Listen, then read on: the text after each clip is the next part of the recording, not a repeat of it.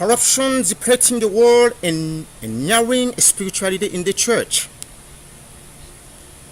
Corruption is the most serious cancer that infiltrates in the social organization in the world. It is a contagious disease because it can spread without stopping through governmental and religious institutions. It is a virus that its cure is almost impossible. It is a threat to good governance and sustainable development. All sectors of society are affected by corruption, including churches. The Catholic Church is splashed by several corruption cases. It is not moral for me to mention them. Nobody can ignore that the Holy Bible is against all form of corruption, because corruption is the prey of all evils. It causes iniquities. It hurts good children. It hurts God children. Exodus 23 verse 7 and 8 said, "Keep yourself from a false matter. Do not kill the innocent and righteous, for I will not justify the wicked. And you shall take no bribe, for a bribe blinds the discerning and pervert the words of righteousness."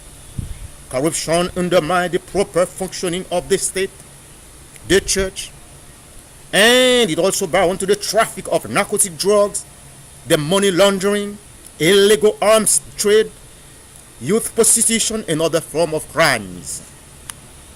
Hypocrisy is one of the causes of corruption in the Christian institution, because pastors, priests, evangelists preach against corruption. Therefore, they are bathing in corruption. Several pastors and bishops are corrupted, and this is narrowing the spirituality within the church. And because of the corruption that find a favorable habit in this place, the leaders of churches do nothing to stop it. The believers are discouraging of going to church. Social doctrine of the church is consumed by corruption. The leaders of the church do not speak too much about the spirituality and how to build a human ecology to save the church, but they often talk about money and tithe, which are the sources of corruption. They convert the church as a business place in which the believers are the client. Micah 3 verse 11 and 12 is stated, "Her heads church for a bribe, her priests teach for pay, and her prophet divine for money. Yet they lean on the Lord among us. No harm can come upon us. Therefore, because of Sion shall be plowed like a field, Jerusalem shall become heaps of ruins, and the mountain of the temple like the bare hills of the forest." Corruption in churches is a deception, a shame. People see the church and the priests and the representatives are moral authorities. Corruption by the pastor, priests, in another word, the leaders of the churches, discredit the word of God, discredit the gospel, because people doubt about the spirituality, faith in the church, and without the spirituality, the church cannot survive. Believers could rule that the level of proportion of this gangrene could destroy the church, which he professes to be the temple of Jesus Christ, that he paid an exorbitant price for the purchase. The leaders of the church must find a treatment for this cancer before it can be metastasized in all the body of the church. A fight against corruption must be started without delay in the church in order to centralize the virus of that is spreading enormously in the church. The leaders of the church must unveil the corruption that take place in the church. There is no reason to cover up such vice. It is a vicious cycle. It must be broken in order to save the church of Jesus Christ. Sexual abuse against children by the church leaders must be seen as a form of corruption, abuse of power, and the perpetrators must go to jail. The churches must be transparent and accept a critical evaluation.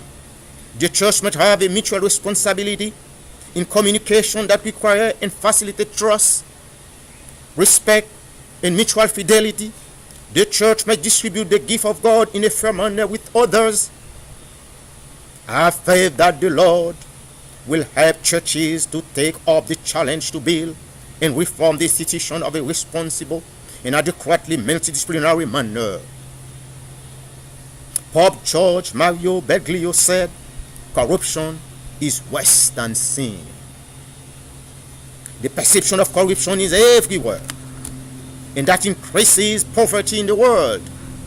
Nobody is spared of this disease, and what is worse, it's because, for the moment, there is not an effective remedy to destroy this virus. Corruption has struck the economy of all countries in the world. The Transparency Report revealed that the crisis and corruption go hand in hand. Several countries become poorer because the seed of corruption finds a fertile ground to grow here. Many rich countries use their economic power to corrupt the poor countries' politicians in order to exploit the poor country's natural wealth. International organisms can find a solution to this problem. Unfortunately, they do not want to intervene to save the world from this scourge. The United Nations could be an effective instrument, an institution to eradicate the corruption problem in the world. But it seems they do not want to interfere.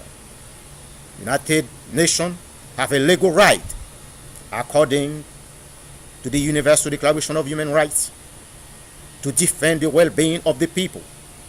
The United Nations can require countries to demonstrate transparency in national and international affairs that they are involved in. If they find some clouds in their affairs, the 15 members of Security Council can take action against the corruptors. Corruption cannot continue to go unpunished. The United Nations have to use the power of Security Council to correct the problem of corruption in the world. The Index of Perception of Corruption Transparency International reminds the abuse of power, the transactions, secret, and kickbacks continue to wreak havoc around the world. Mrs. Huguette Labelle, chairwoman of Transparency International, started the Index of Perception of Corruption in 2013, demonstrated that all countries are still confronted with risk of corruption at level of administration, whether the granting permit local scale to application, laws and regulation. We must fight to block the road of corruption. You sell the blood of others to become rich. You act like Judas Iscariot who sold Jesus Christ. Matthew 27, verse 4 and 6 started, saying, I have sinned by betraying innocent blood. And they said, What is that to us? You see, then it should have won the pieces of silver in the temple and departed and went and hanged himself. But the chief priest took the silver pieces and said, It is not lawful to put them in the treasury because they are the price of blood. Thank you.